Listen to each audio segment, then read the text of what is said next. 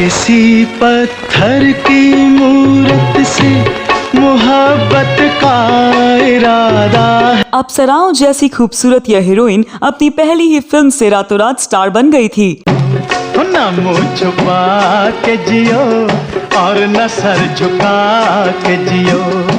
एक समय जिनकी खूबसूरती और अदाओं का हर कोई दीवाना था और जिनको अपनी फिल्म में लेने के लिए निर्माता निर्देशक उनके घर के चक्कर काटते थे। मुझे देखकर मुस्कुराती रहो, मैं तुम्हें। लेकिन एक ऐसा समय आया जब वह इस कदर कंगाल हो गईं कि खुद को वेश्यावृत्ति के हवाले कर दिया।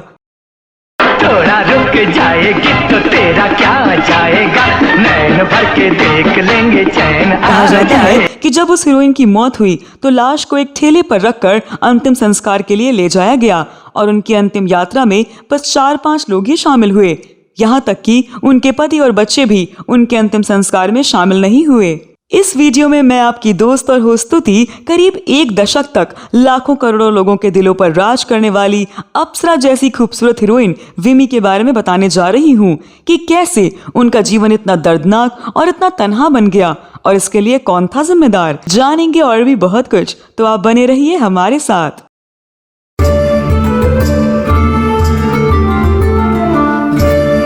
दोस्तों, आपको 1976 में रिलीज हुई फिल्म हमराज के गाने तो याद ही होंगे, जो उस समय की नई एक्ट्रेस विमी पर फिल्माए गए थे। तुमको देखा तो नजरें ये कहने लगी। सुनील दत्त और राजकुमार स्टारर फिल्म हमराज से बॉलीवुड में एंट्री करने वाली विमी इस फिल्म के बाद रातों रात स्टार बन गई। नीले गगन के तले धरती का प्यार पले। पंजाब के जालंधर में 1943 में जन्मी विमी का बचपन का नाम विमलेश था।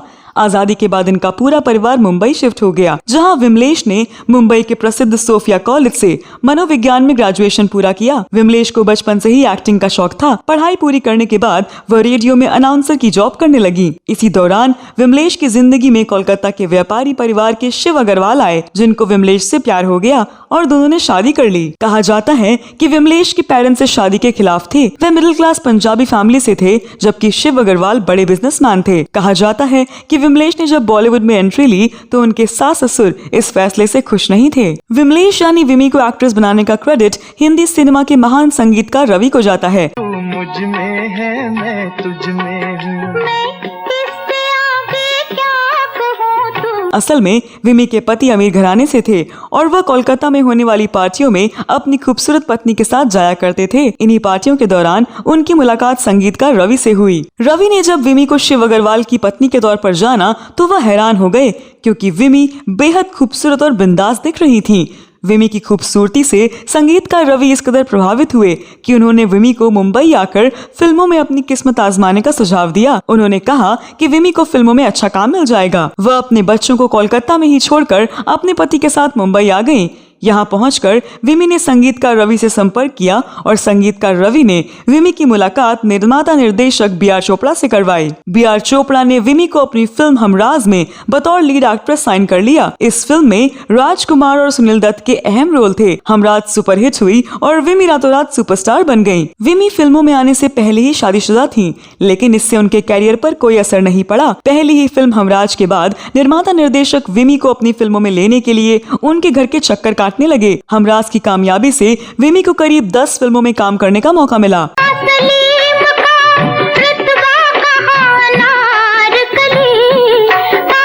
अब परिवार का खर्च विमी के फिल्मी करियर पर चलने लगा। उस वक्त उनके दरवाजे पर प्रोड्यूसर्स की कतार लगी रहती थी और वे एक फिल्म के लिए 3 लाख रुपए चार्ज करती थीं। आपसे प्यार हुआ, आप खफा हो बैठे।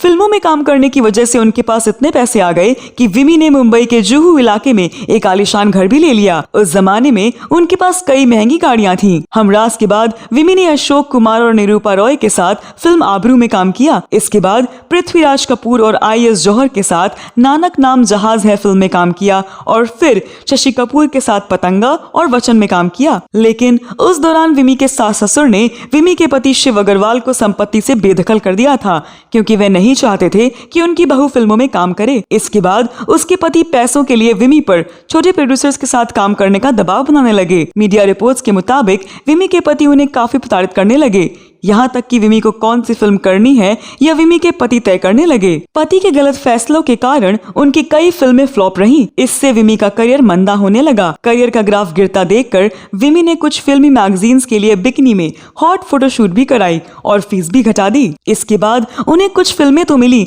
लेकिन एक भी फिल्म हिट नहीं हो पाई और विमी का करियर गिरता चला गया। पति की हरकतों की वजह से उनकी जो छवि धूमिल हुई, उससे उनके करियर पर काफी असर पड़ा। हमराज के बाद विमी की कई फिल्में फ्लॉप हुई और अब उनके पास पैसों की कमी होने लगी। इसके चलते उन्हें जुहू स्थित अपने बंगले को छोड़ना पड़ा। अब वे लोग मुंबई के सस्ते उपनगर में साधारण जिंदगी जीने लगे। विमी के पति खुद शराब पीने लगे थे। धीरे धीरे विमी और शिव अग्रवाल के रिश्ते में दरार आ गई और उन्होंने तलाक का फैसला लिया। फिल्म निर्माता तो उनसे पहले ही कतराने लगे थे और अब विमी को फिल्मों में काम मिलना पूरी तरह से बंद हो चुका था। इसके बाद विमी के पास ना तो कोई इमोशनल सपोर्ट बचा और ना ही प्रोफेशनल काम ना मिलने की वजह से विमी आर्थिक तंगी का शिकार हो गई। लेकिन इससे भी बुरा तो तब हुआ जब विमी ने कई प्रोड्यूसरों से आर्थिक मदद मांगी और सभी ने इनकार कर दिया। फिल्मों में काम नहीं मिलने के कारण वह टेक्सटाइल का बिजनेस करने लगी, लेकिन उन्हें इतना अधिक घाटा हुआ कि उन पर बहुत अधिक कर्ज हो गया। कहा जाता है कि उन्होंने वेश्यावृत्ति का सहारा भी लिया। धीरे धीरे वह डिप्रेशन में आ गई।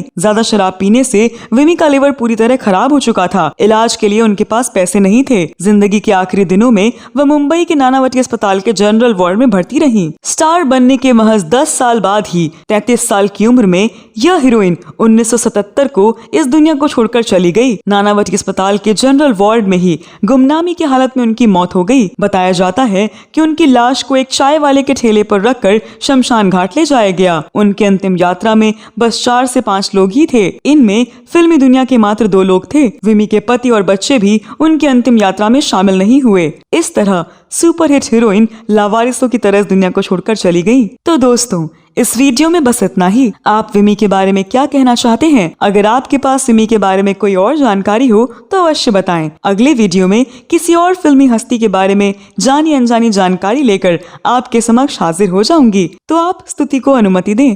नमस्कार।